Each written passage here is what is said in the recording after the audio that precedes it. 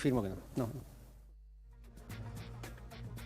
Ok, ya saben ustedes que todos los fines de semana planteamos una mesa política sobre los temas más importantes que han pasado en los últimos días. Esto es lo más reciente, lo que nos ha sorprendido sobre la salud del presidente Mauricio Macri. Saludo primero a la mujer de la mesa, si les parece, muchachos. Marcela Durrié, bienvenida, concejal de San Isidro. ¿Todo bien? Todo bien. Bienvenida, primera vez acá. Sí, primera vez, Bueno, sí. bienvenida. Marcelo Ramal, bienvenido. ¿Cómo estamos? ¿Bien? Bien. Carlos Castañeto también, bienvenido. Y Miguel Ángel Bogiano, bienvenido también. Primero, a simple vista, ¿cómo tomaron esta comunicación que se dio desde el recoveco más íntimo del presidente de la Nación, Mauricio Macri, sobre el tema de su salud? ¿Quién quiere empezar? Le damos la palabra Dale. a la doctora. La verdad que fue un poco confuso, ¿no? Y creo que falló la comunicación, que ya había antecedentes con Cristina, de que era mejor decir de entrada todo lo que sucedía. Bueno, no me parece tampoco que es una cosa demasiado trascendente y creo que lo que tiene el presidente, si es lo que realmente están diciendo oficialmente, yo soy médica, digamos, no tiene por qué tener ninguna consecuencia. O sea, no hay ningún tipo de riesgo. No más de una persona sometida a presión de esa edad, etcétera, etcétera. ¿Es el reflejo de lo que viene viviendo Mauricio Macri en los últimos meses? No, bueno, como dice la doctora, si no hay riesgo, yo creo que cuando uno asume un cargo de esta característica, hay que estar física, psíquica y tomar decisiones convencidas, porque la presión es muy grande. Digo, en todos los puestos de gestión, la presión es grande, y de un presidente que es el último eslabón, o el primer eslabón, mejor dicho, es muy grande. Así que yo te decía anteriormente que vengo del deporte y también es bueno todos los días hacer un poco de deporte para descomprimir la tensión, porque realmente los puestos ejecutivos son Igual ayer difíciles. ha venido un médico, me decía que realmente el presidente de la Nación tiene un corazón sano, que no hay algo por lo cual realmente preocuparse, no es algo grave el tema de la arritmia, así No se puede parece. De por todas ahora. maneras, a ver, no, Sí. sí, nunca, como bien decían, nunca puedes saberlo, pero digamos, no parece. Ahora, lo que sí creo es que había tenido una semana muy pesada. Y es cierto que no necesariamente hay una vinculación directa con el estrés, pero las cosas no le estaban yendo muy bien esa semana, Macri. Tenía como razones para estar preocupado, ¿no? ¿Con qué? Yo, por ejemplo, creo que pasaron muchas cosas, pero tener que retroceder con una política que parecía muy central, que era lo del tarifazo, creo que haber sido complejo para él. Y además mi sensación es que ha ido desarmándose. Una cosa es decir, bueno, aumentamos las tarifas para que cubran el coste, y después resulta que amparos, y hasta se ha desarmado que hoy nadie sabe qué va a pagar, ni por qué, ni por qué le llegó la boleta a un vecino de una manera y a otro de otra, ni en qué se va a retroceder. Digo, Miguel, ¿hubo un arrepentimiento de tanto aumento en las tarifas sociales o en las tarifas, sobre todo en el sector de la Patagonia, que tanta queja hubo? Yo no sé si la palabra es arrepentimiento, quizá hubo un límite fijado justamente por el Poder Judicial, algunas cuestiones legales que a mí particularmente me superan, pero que entiendo que han fijado estos límites. Sobre todo han habido algunos casos donde, ahora no me acuerdo qué hospital, pero que directamente parecía que se hacía inviable directamente con el aumento de luz que había tenido, y estaba prestando un servicio a la sociedad lo suficientemente importante como para que dejara de tener la posibilidad de existir con estos aumentos de la luz. Pero también se me ocurre que esto es producto de tener que tomar muchas decisiones de mucha envergadura en muy poco tiempo, porque realmente había muchas cosas que eran de alta urgencia por decidir, ¿no? Ahora, yo pensaba un poco sobre esta situación. Ahora voy a mostrar un mapa en un ratito nada más de cómo está el panorama en el país respecto a todos los aumentos y también la marcha atrás en algunos porcentajes de topes. ¿Cómo lo toman ustedes, Marcelo, digo, del frente de izquierda, un poco el tema del tarifazo? Claro, el tema del tarifazo. Mira, yo creo lo siguiente. Primero, creo que este paso atrás del gobierno es algo así como el que va en un barco y echa lastre para que el barco siga a flote. Es decir, es un paso atrás para salvar el tarifazo, porque finalmente lo que queda en pie son aumentos del 400% para toda una parte enorme de la población. Ahora, la gran pregunta es la siguiente. En la Patagonia el tarifazo no se puede pagar. no lo pueden pagar 3 millones de personas que se inscribieron para la tarifa social. No lo pueden pagar los clubes de barrio, ni los cines, ni un montón de otros lugares. ¿Por qué no hacemos la pregunta al revés? ¿Quién lo puede pagar? Porque si todos ellos no lo pueden pagar, estamos ante una situación donde la excepción es la regla. ¿Por qué va a poder pagar el tarifazo un obrero que cobró un aumento del 20 o 25% en su paritaria y se enfrenta con tarifazos del 400%? Yo creo que toda esta crisis lo que muestra es la inviabilidad del tarifazo. Y esto tiene que llevar a una revisión completa del problema. Porque, a ver, los que se van a beneficiar de este tarifazo son los concesionarios que cobraron durante 10 años 30.000 millones de dólares de subsidios y hoy pobres no están. ¿Van a haber beneficiarios de esto? No. Una sola idea te quiero completar. Sí, el grupo Midlin, sí, propietario de Edenor, sí, que supuestamente no podía sostener la actividad de distribución eléctrica, acaba de comprarse los activos de Petrobras en la Argentina. Entonces, ¿quién va a pagar eso? ¿La gente que ahora tiene que pagar el tarifazo en la luz? Yo creo que lo que se ha mostrado esta semana, insisto, es la inviabilidad del tarifazo. Si hay tantas excepciones, la excepción es la regla. Hay un país que no puede pagar este tarifazo. A ver, Miguel. Yo creo que hay una parte importante del subsidio que ni siquiera con las tarifas de hoy se llega a cubrir el costo de generación. Así que, y me parece que hay algunas inexactitudes en lo que dice el señor Ramal. Entiendo que lo que recibían las concesionarias era simplemente para mantenerse a flote, no es que había nada excepcional. Tampoco creo que sean 30.000 millones de dólares. Ese es un número increíblemente abultado como para tirarlo hacia la ligera. Me parece que es inexacto. Pero acá también lo que hay que tener en cuenta es el enorme atraso que había en un montón de cosas cuando todo el mundo sabía que la luz, el pago de la boleta mensual de luz salía lo que un almuerzo. Entonces no se necesita ser economista o un iluminado para darse cuenta que había un gran desfasaje que además estaba mayormente evidenciado en la capital federal, pero en las provincias ya había un acercamiento a un precio un poco, si se quiere, más real. El gran desfasaje estaba en la capital federal y el Gran Buenos Aires. Así que me parece que esto es producto del kirchnerismo que decidió ocultar por debajo de la alfombra todos los aumentos que postergaba, que iban a impactar obviamente en la inflación, y se lo dejó para el gobierno que siguiera. Realmente le daba lo mismo si era Scioli o Macri, pero le dejó el problema para adelante. Y bueno, no nos debería sorprender lo que apareció hoy en el diario, que aparecen deudas del Estado por 200.000 millones de pesos, que la gran fantasía del kirchnerismo. Esto es el despertarse a la gran fantasía del kirchnerismo, donde había un montón de cosas que tenían supuestamente una realidad y bueno, ahora nos damos cuenta de que no era así. ¿Son aumentos postergados, Carlos? Mirá, yo creo que primero que hay un error en la política económica. Se privilegia los grupos económicos cuando se toma una decisión de sacar todas las retenciones al campo, y no a los pequeños agricultores, sino al campo. Es una transferencia de recursos muy grande pensando que se iba a redistribuir y no se distribuyó. Cuando se pagó los fondos buitre, lo mismo. Iban a llover los capitales, no el especulativo, porque sabemos que especulativo tenemos a granel en estos momentos, porque las tasas, el otro día una buena noticia fue que bajaron al 35 del 38, así que nadie invierte. Y me parece que todas las medidas que se toman para sectores populares son contrarias, porque quiero comentar dos cositas, si me das un minuto. El IVA, que fue rimbombante el otro día con la ley, se le devuelve hasta 300 pesos a los grupos más vulnerables.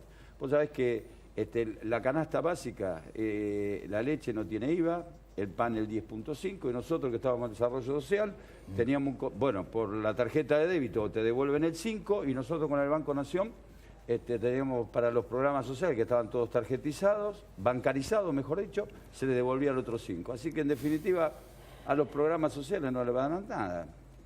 Y para los grupos concentrados sí. Y con respecto al informe que dice acá él, con respecto a desarrollo social, que hablan de 500... A ver, yo digo, siempre es bueno mirar para atrás, pero tenés que gestionar para adelante. Porque esto nos pasó en la época de la Alianza, miraron tanto para atrás que cuando quisieron acordar, no pudimos mirar para adelante.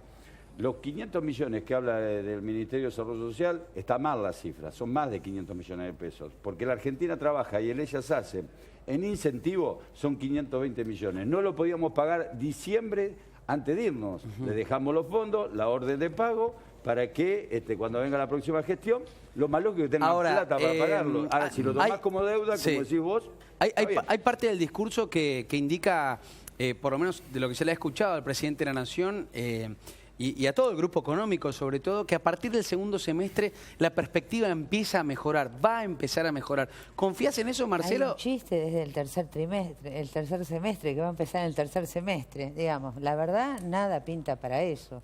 Digamos, las políticas no están encaminadas hacia ni siquiera ordenar la economía. Es como planteaba recién él. Con esta tasa de interés, lo que va a venir acá es capital que va a ir directamente al negocio financiero, no capital productivo. Todos los días cierra una pyme. No es, no es así como él planteaba. A mí me parece que acá hay, el tarifazo no solo influye en... Primero que no es cierto eso de la capital de la provincia. De hecho, las primeras que están reclamando son las provincias. Después... atenta contra la pequeña y mediana empresa y todas, aún lo que él mencionaba de la bancarización de lo del IVA, atenta contra el pequeño negocio del barrio y en el fondo también termina haciendo que la gente vaya a comprar al supermercado y aumentando la concentración. O sea, no hay una medida que vaya apuntada hacia los que menos tienen o a mejorar la equidad, digamos... en una situación que se pone cada vez más dramática. A ver, Miguel. Bueno, yo creo que está bastante a la vista algo que se está intentando poner en funcionamiento ahora, que es este pago a los jubilados. Fíjate lo interesante, que el kirchnerismo, esta gran práctica de no cumplir sentencias en contra que no le gustan, no solamente no cumplía la sentencia de Griesa, sino que tampoco cumplía la sentencia de la Corte Suprema, por la cual tenía que hacer determinados pagos a los jubilados. Ahora se va a intentar hacer frente al menos a una parte de esos pagos y aparentemente es una gran reparación en términos de una redistribución social a sectores que han sido, como el de los jubilados, postergados por años. Así que a mí me parece que hay un punto muy concreto. Yo no estoy de acuerdo también con este hecho de que no se hayan hecho ningún tipo de medidas de política económica. Creo que eso es totalmente inexacto. Han habido todo tipo de mejoras en precios relativos, que quiere decir justamente que no pase más, que lo que se paga por gas o por luz mensualmente sea el equivalente a lo que tiene que ver a lo que es un almuerzo. Se levantó el cepo, que el gobierno kirchnerista lo tuvo en 4 años. Antes el problema era que no había dólares, porque se escapaban, ahora entran los dólares, y no son todos especulativos. Pero justamente ahora es el problema, entre comillas, es que entran dólares y que está apreciándose el peso. Así que eso es un problema deseable dentro de todo, que es de solución más o menos simple.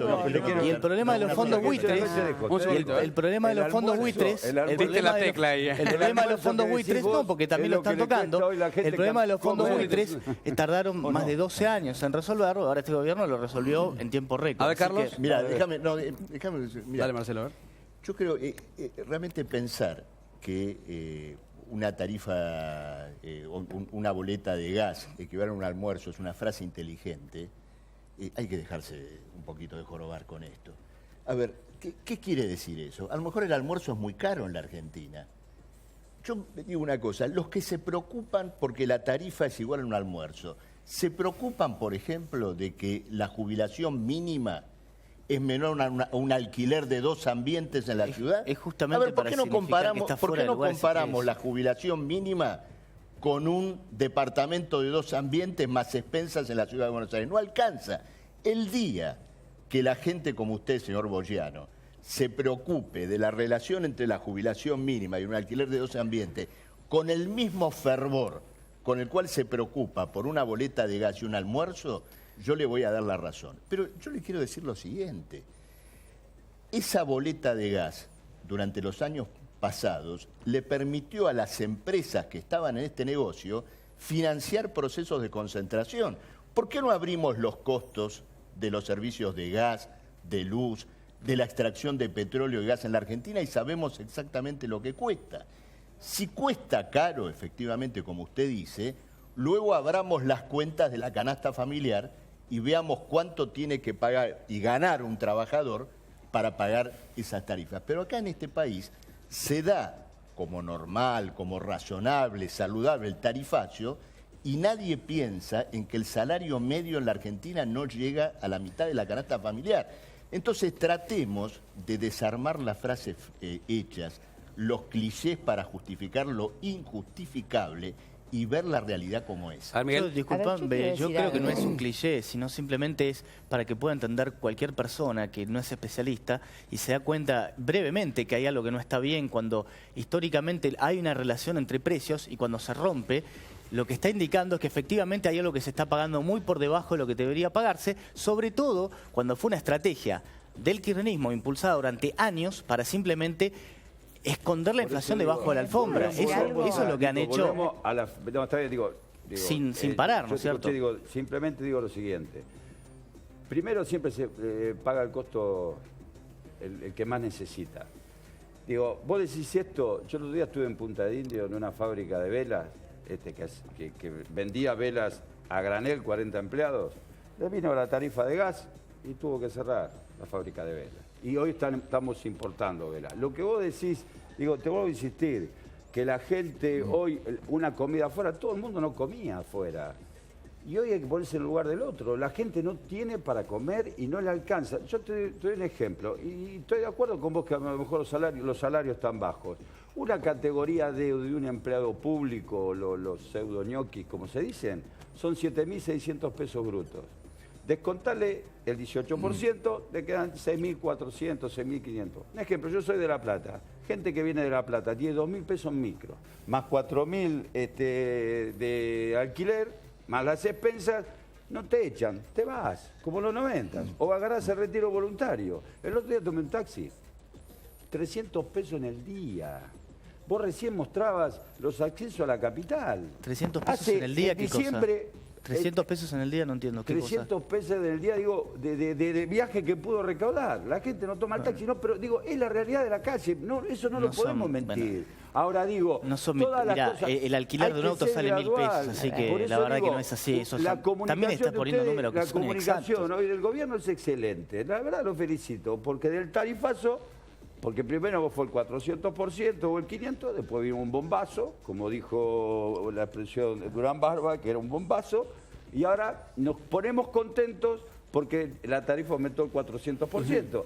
Y lo mismo va a pasar en todos los aspectos. El año que viene vamos a mejorar un poquito, pero vamos a estar el 80%. A ver, Marcela. No, es que yo creo que el problema es que efectivamente creo que la inflación va a ir bajando a expensas de la recesión y el desempleo. Que esto es lo que uno puede anticipar si no cambian las políticas. Y esto es grave, porque suele suceder que durante un tiempo esa historia del sapo en el agua caliente, bueno, de a poco se va a... Ahora, lo que pasa es que yo lo que no quiero es ver un país en menos, digamos, un país que cierre con la mitad de la población afuera.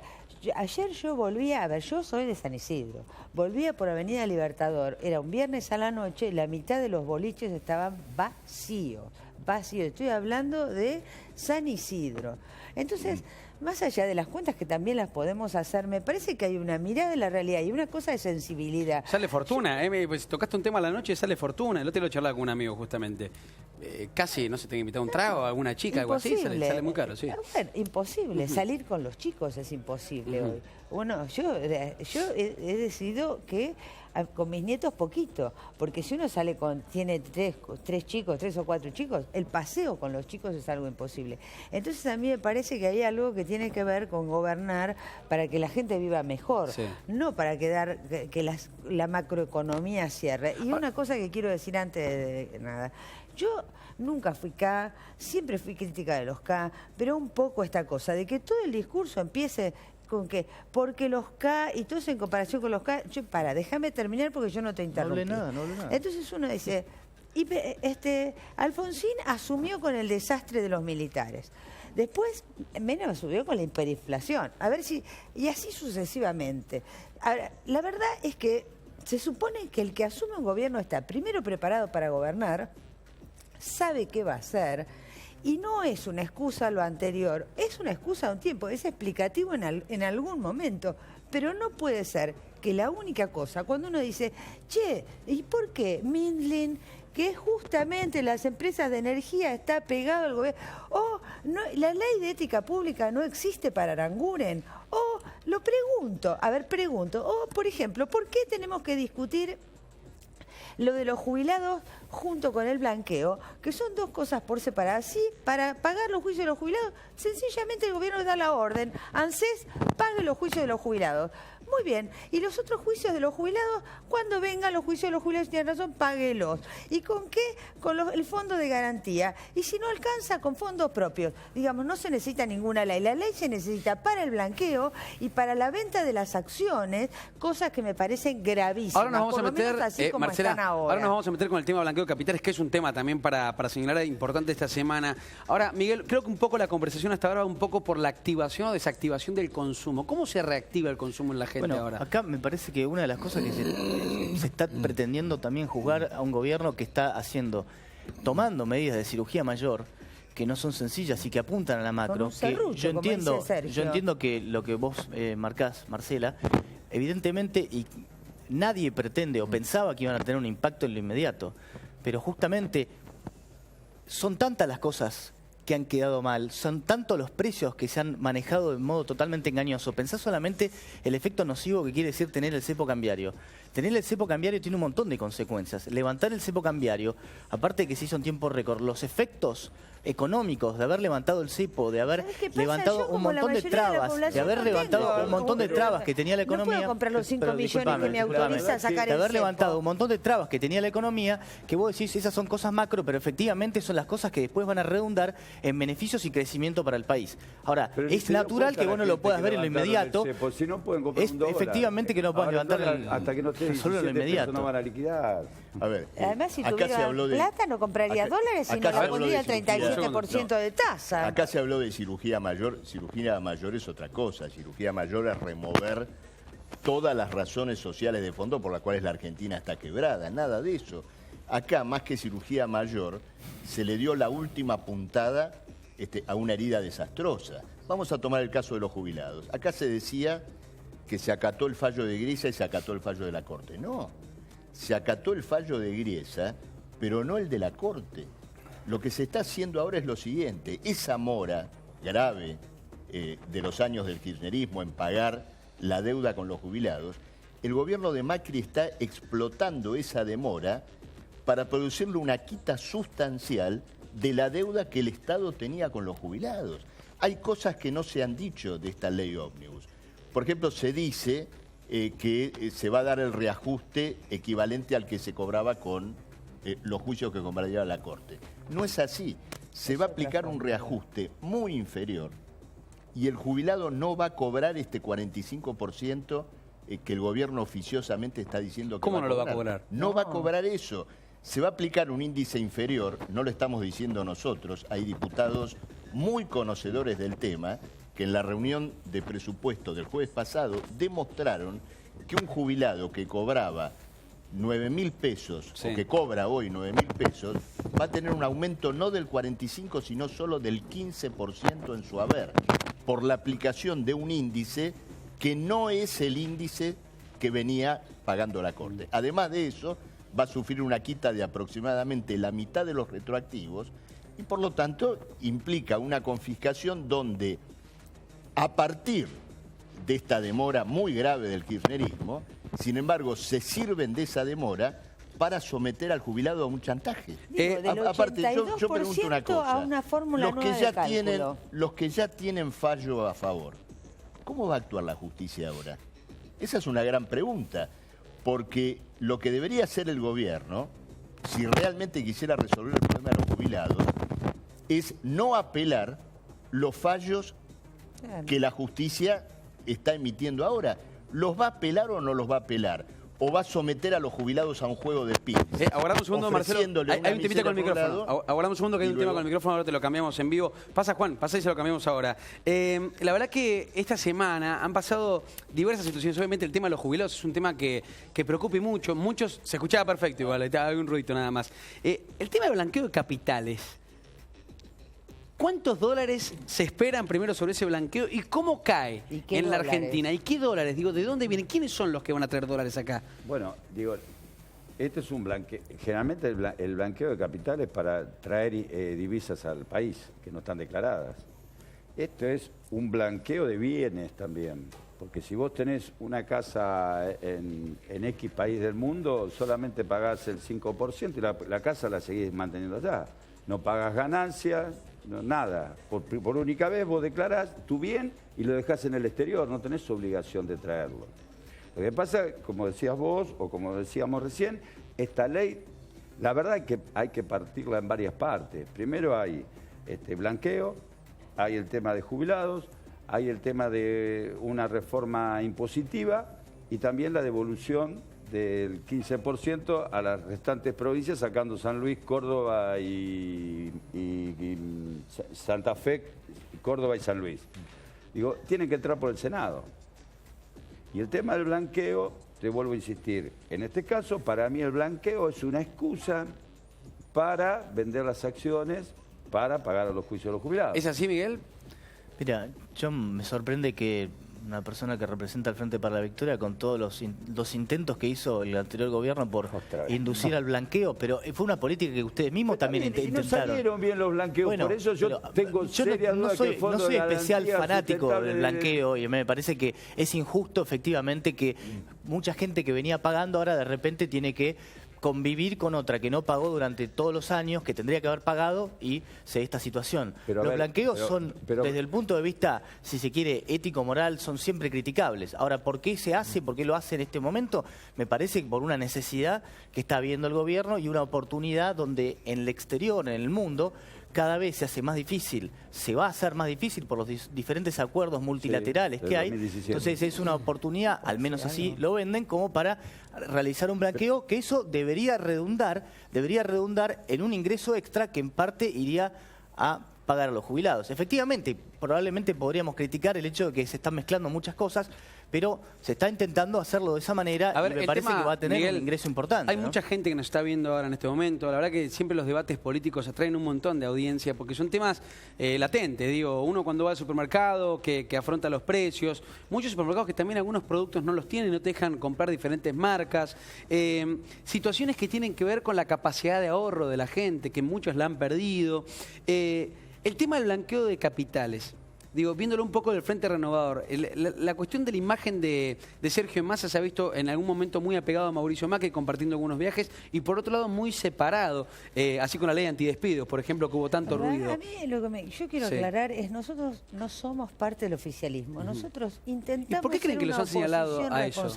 Porque al gobierno, a ver, tanto el kirchnerismo duro, para decirlo de alguna manera, como al gobierno les conviene seguir con lo que hicieron durante la campaña, es polarizando y diciendo acá no hay otras opciones que es o yo o el abismo, y ambos dicen lo mismo. ¿Y ustedes quedaron ahí? Nosotros intentamos ser una oposición seria y responsable. La verdad, nuestra preocupación es que este país le vaya bien. Y como dice Sergio, hay que ganar porque somos mejores y tenemos mejores propuestas. Marcela, a ver, explícamelo, desde ese lugar, el tema del blanqueo de capitales. ¿Cómo le explicamos a la gente que nos está viendo ahora que son dólares que en algún momento se fueron, los sacaron del país y ahora tienen que entrar y van a estar en un marco de legalidad? Es que yo la verdad es que creo que, insisto, primero creo que es como decíamos antes, acá hay muchas cosas que están pegadas, no sé, como dirían los chicos, pegadas con moco, que tienen que discutirse de manera separada, porque además tienen mucha letra chica que termina cambiando el fondo de lo que se anuncia. Insisto, acá se anunció un gran aumento, un cambio sustancial para los jubilados, de una ley que todavía no ingresó, que no se sabe qué tiene adentro, que tiene cosas pegadas que hay que discutir, que digamos, entonces me parece que de ahí hay como que hay que discutir esto por separado. En el caso del blanqueo, a ver, yo me pregunto, yo quiero ver la letra chica del blanqueo. ¿Quiénes entran en el blanqueo? A ver, entran los mismos, aparte en un gobierno que forma parte, gran parte de los que forman parte del gobierno tiene capitales afuera.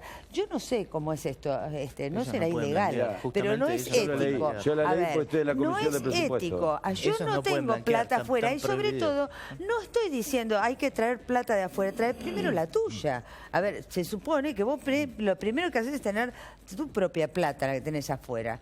sobre todo si la tenés en un paraíso fiscal, porque una cosa es que vos me decís, es una empresa que hizo inversiones en otro país, y otra cosa es tener plata en paraísos No fiscales. es ilegal eso, tampoco parece que fuera una yo no cosa estoy hablando siniestra. de ilegal, estoy hablando de ética. yo De la estoy en la misma comisión de manera... No es ni A ilegal ver, Marcela, ni- un segundito. A ver. ni Yo estoy en la ético. comisión de presupuesto, Marcela.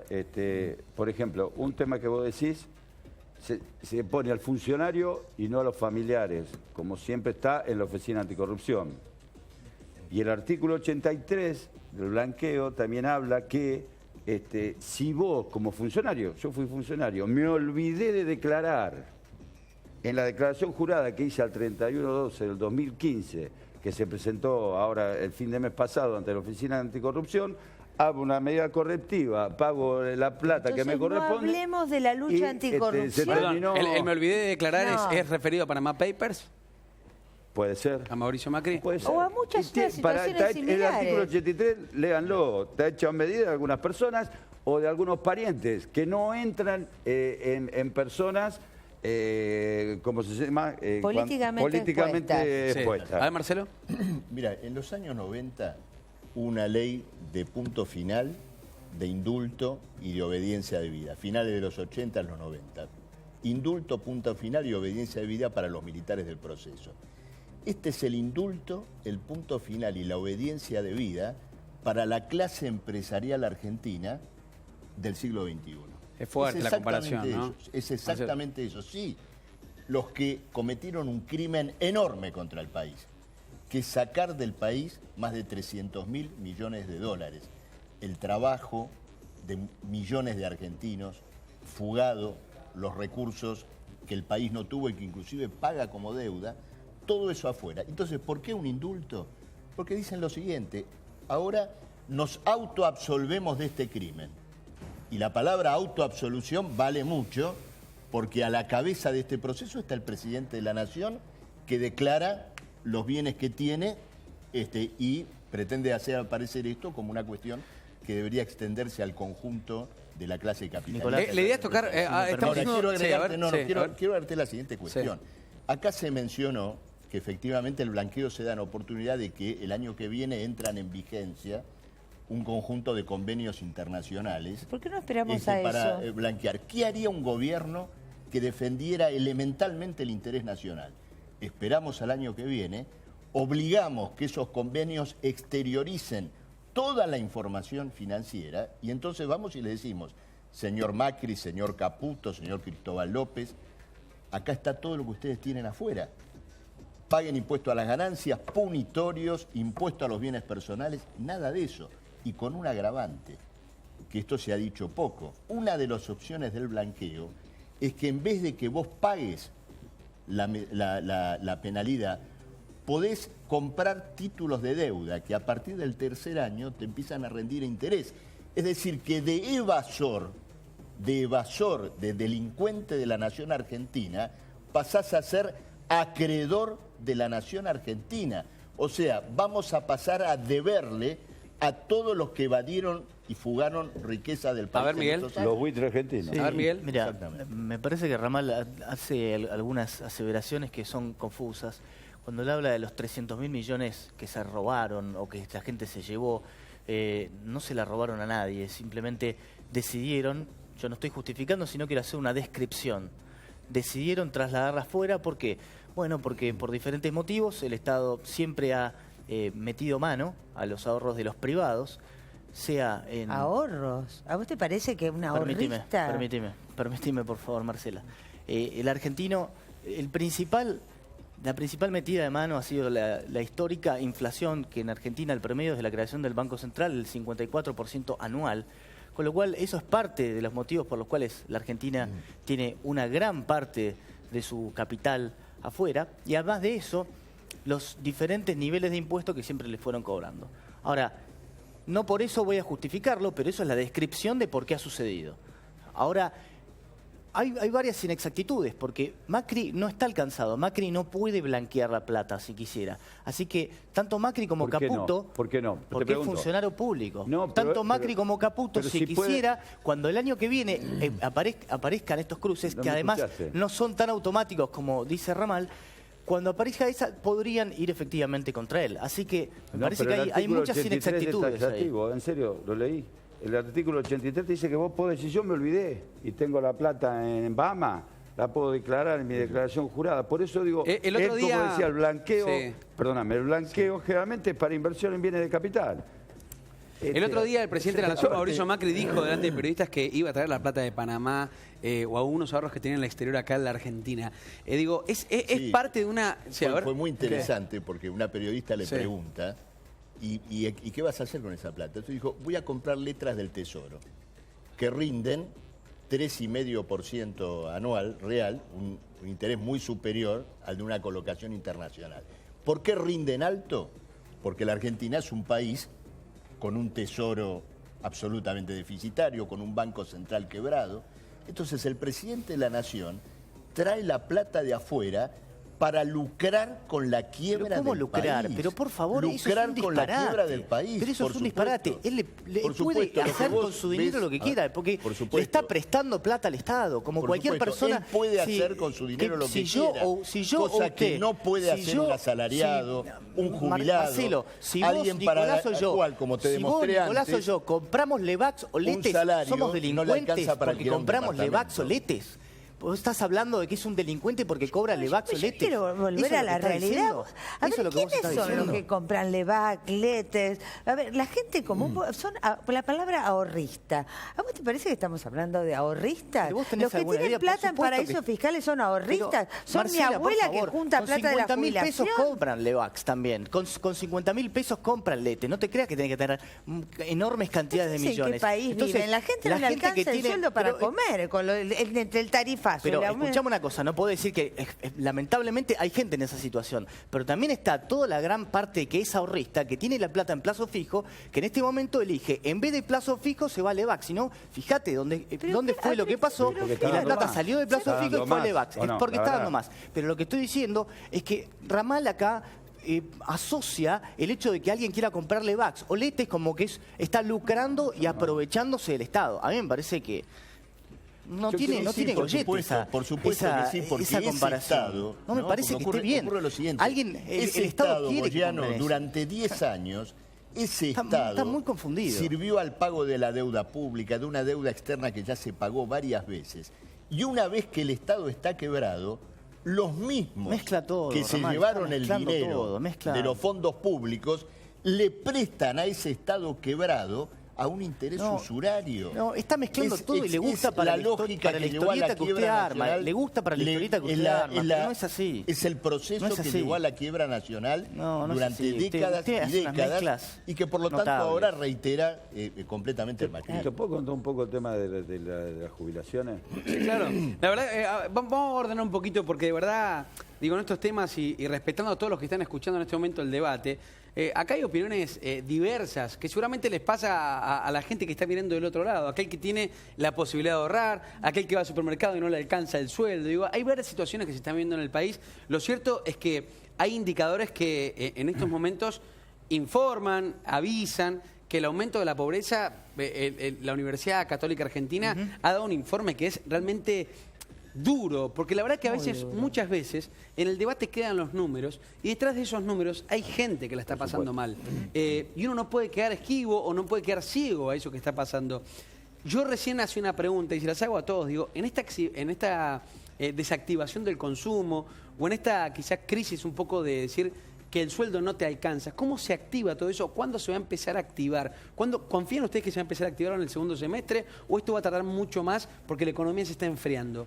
Yo creo que va a tardar, lamentablemente, ojalá que se vuelva a activar la economía, porque todos queremos que se active. Sí. Para mí va a costar porque se tocaron, vos sos economista, se tocaron muchísimas variables que va a ser muy difícil ensamblar, donde el otro día yo estaba leyendo Palma, un economista de Cambridge, donde dicen, hoy sobran productos en el mundo, y si vos dejás el consumo, baja el consumo y baja la producción, los únicos capitales que te vienen es para la renta financiera o para la Alianza del Pacífico, donde nos van a llover los productos de otros países y la producción argentina se va a caer. Por eso digo, y lo que decías vos es verdad, el hecho de haber vetado, pero no es por cuestionar todo, es un ejemplo, el hecho de haber vetado la ley antidespido te genera dos sensaciones. Primero, que el que lo echaste, lo echaste. Y el que está trabajando no sabe si mañana va a tener empleo, porque están cerrando. Hoy lo escuchaba Barrio Nuevo que decía cuántos, lo que hablaba vos de la noche, ¿cuántos boliches cerraron en Mar del Plata? Hoy lo escuché por radio Barrio Nuevo cuando venía para acá. De todas maneras, me parece que ahí nosotros teníamos una propuesta que nos parecía que era superadora, porque me parece que no es solamente prohibir los despidos, sino además ver cómo generamos empleo y sostenemos la pequeña y mediana empresa. Y creo que como terminó la jugada, terminó en lo que más le convenía al gobierno, y esto lo digo sin querer discutirlo con nadie, es mi opinión. Al gobierno le convenía que saliera una ley que hablara solo en contra de los despidos para poder vetarla con menos costo político. Y yo creo que acá el gran problema, o uno de los problemas más importantes para sostener, es sostener el mercado interno sosteniendo la pequeña industria, el comercio. Pero esto no quita, digo, bueno, que hayamos votado eso, ¿sabes por qué se votó? Porque Sergio también lo votó. Digo, pero sí, no, pero lo hemos hablado. fue una mala opción. Sí, pero digo, no había otra opción. Y lo que estamos trabajando ahora es una nueva ley. Eso no quita que vos puedas sacar una nueva ley. Déjenme tocar otro tema que es importante también que ha pasado esta semana, la expresión de la CTA en manifestaciones también, reclamos directos al presidente de la Nación, Mauricio Macri. Hace casi un mes ya una expresión de la CGT Unida, la CTA en Capital Federal, donde se vio un reclamo que por lo menos configuraba como la oposición más masiva, más que un partido político, digo, la Central Obrera, con un mensaje muy claro al gobierno sobre el tema de los despidos y los aumentos. ¿Qué pasa ahora con las centrales obreras divididas? Digo, ¿hacia dónde se configura ese poder que hasta ahora daba por lo menos la impresión de ser una oposición clara a este gobierno? A ver, el tema, digamos, la cuestión de unidad y división nosotros lo podemos ver después, pero el problema es en torno de qué se configura una unidad. Porque efectivamente hay movimientos de unidad, Moyano, Caló, etcétera. Estaban todos peleando, pero da la impresión, sí, da la impresión que los une es un profundo compromiso con el gobierno de Macri, para otorgarle una suerte de tregua indefinida a cambio del botín de ciertas cuestiones en las obras sociales y demás. Lo del jueves pasado fue una expresión más de todas las que se están dando en el país en relación al movimiento obrero. Tierra del Fuego lleva ya casi 2 meses de una lucha muy tenaz de estatales, de docentes. Lo mismo ocurre en Santa Cruz, en Mendoza, en muchísimas provincias. Ahora, frente a toda esta reacción, las centrales obreras están muy por detrás.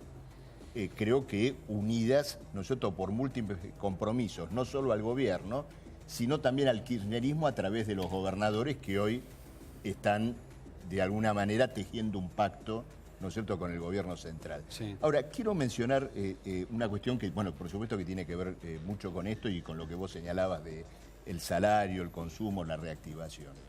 El gobierno, en el afán de recomponer no la producción argentina o la capacidad de los trabajadores, sino de recomponer la ganancia de los empresarios, tiene una política deliberada de derrumbar el salario. Pero no derrumbarlo simplemente de un mes a otro por la inflación. Golpear a fondo las conquistas laborales de los trabajadores. Por eso se está discutiendo una reforma laboral. Para esa política se manejan 2 variantes. O una nueva devaluación que baje el salario de los trabajadores en dólares, o una deflación que sea el resultado de una monumental recesión, de una gran caída del poder de compra y de una pérdida de derechos laborales. ¿Por qué? Porque con una tasa de desocupación alta, con una gran presión contra los trabajadores para que defiendan colectivamente sus demandas, bueno, se crean las condiciones, ¿no es cierto?, para buscar forzar una caída en la condición histórica del salario. Entonces, bueno, por supuesto, la izquierda está en una lucha muy tenaz para que el movimiento obrero recupere sus organizaciones de lucha, supere a una burocracia sindical que está completamente en una urdimbre, en un pacto con el gobierno, bueno, y desenvuelva el movimiento obrero y todos los que hoy están enfrentando la política de Macri una nueva perspectiva Marcelo, me guardan un política. segundito, me guardan un segundo. Hacemos una pausa muy cortita, se quedan acá un ratito más. Sí, cómo no. Es tremenda la cantidad de gente que está mirando este momento.